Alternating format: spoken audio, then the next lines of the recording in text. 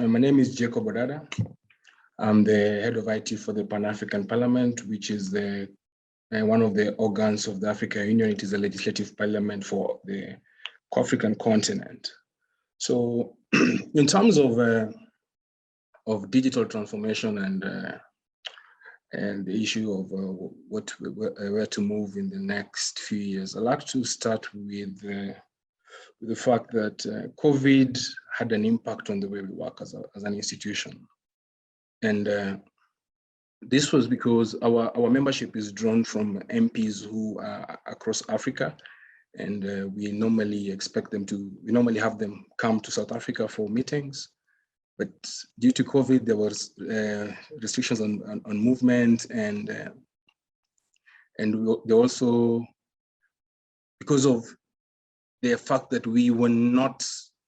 our rules of procedure did not take into consideration virtual activities. It was quite a challenge for us in terms of how to mobilize and to get the MPs to continue the work they're supposed to do. So for us, we were able to take advantage at the committees level only, where the MPs, we would set up committee activities and have them participate via Zoom.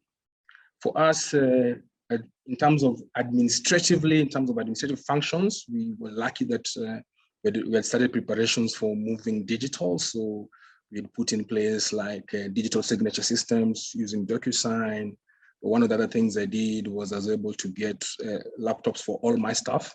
So everyone, they did not really need to worry about having computers at home, because we gave everyone laptops.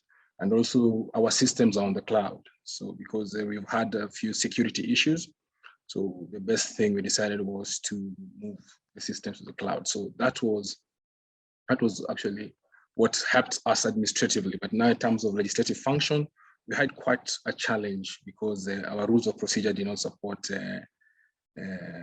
virtual meetings. So, right now we're in the elections phase where we're electing the leadership of the parliament, and we were forced to wait until our host country, which is the Republic of South Africa, could ease up on travel.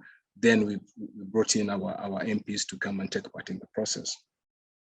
When you talk now about digital transformation and where we are looking at as an institution, okay, so one of the things we were asked to look at was what is the strategic opportunities that the IT can add to parliamentary function.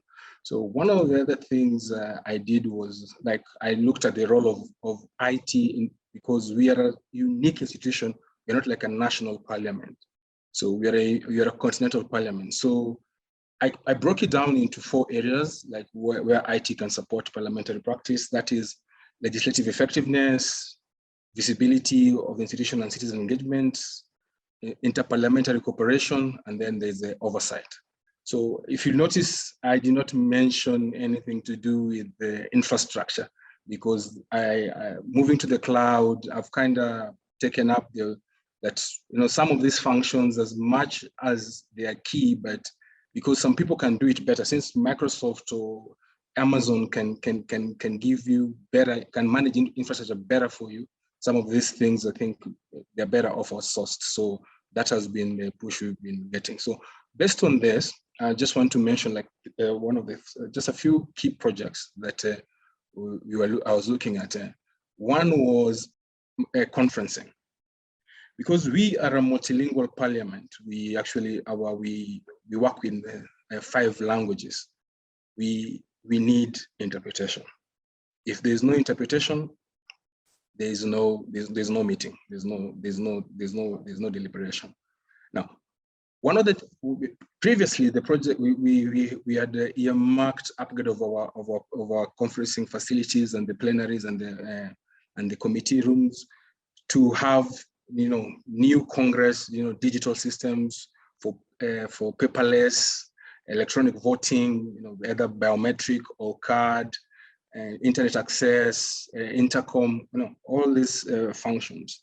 However, when COVID happened, we were forced to look at the solution, and we realized that we need to consider another functionality, and that is support for hybrid meetings. So one of the things we looked at and now we discussed with the equipment manufacturer was that could they develop a system that would support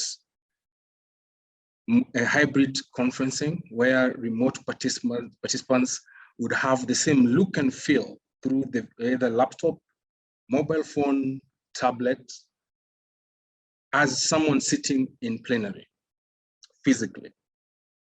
Because COVID-19 put restrictions on the number of people you can have in one room, put restrictions on travel.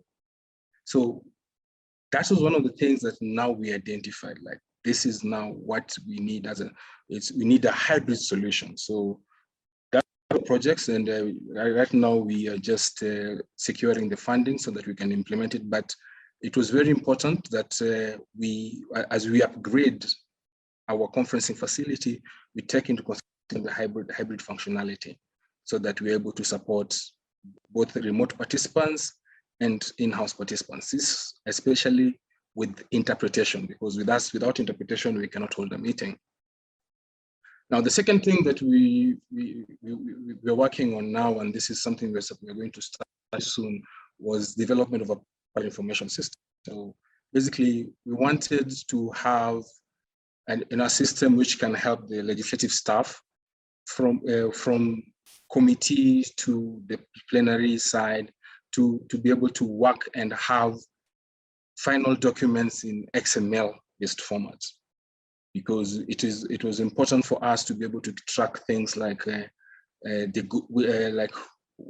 outputs. Are they based? What are they based on? Are they targeting specific Agenda 2063 goals, which are for the African Union, specific SDGs, specific AU policies, specific regulations? So we wanted a parliamentary system that will help staff right from concept notes, committee meeting reports, and minutes, to plenary, up to the final resolution, recommendation, or whatever output we give, to be in a format that is actually XML based, so that we are able to derive more functionality from that. The other project that now we are working on, and this is about to start, is also having our open data portal. So the open data portal will give access to all our products, and it will also work together with the Parliamentary information system, so that when the documents, everything is in XML format, then publishing it also automatically goes into open format. So those three are the ones that I just wanted to showcase, because I'm still working on the document. The other ones that I can actually just mention was also in terms of our Hansard, what some parliaments call verbatim, was explore how do we do automatic speech to text. So, but this is a bit different from the way Google will do it, because first, ours is multilingual. Two, we have to factor in a lot of accents and contextualization in terms of legal lingo. So that's one of the things that we wanted to explore. The other thing was automated translation between languages. So we also wanted to, the future, how do we get AI-backed systems that can automatically translate documents? Then another aspect we wanted to look at was data visualization and analytics. How do we provide such tools to our members of parliament so that the oversight role they're able to do is informed by robust analytics, and also things like even sentiment analysis, to see like maybe one of the flagship projects of the AU, what is the view out there of the general population, because as parliamentarians, they are representatives of the people. So those are some of the things we're looking at. Another thing we wanted to do was, in terms of all this all these IT technologies and all this, is how do we work with African parliament, since we're the continental parliament, to work with them to develop and enhance adoption of the technologies, and also, share skills, share experiences, and just become a center of excellence. So that is how we are looking at in terms of transformation of within the parliament and the specific role of IT. as an institution, for me, I think our biggest challenge is costs, especially in terms of infrastructure costs related to conferencing. It's not cheap. It's quite expensive, and I think also access to collaboration. And I feel academia working with academia, we can be able to develop solutions that really can take us much further, because some of these things we are looking at, I think academia could actually help us. So I'd like to end there just to say that COVID-19 made us look at things differently.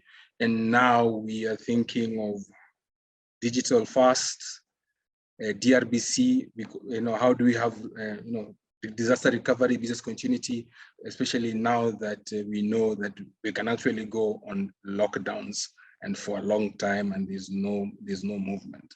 So I think I will end there for now. Thank you.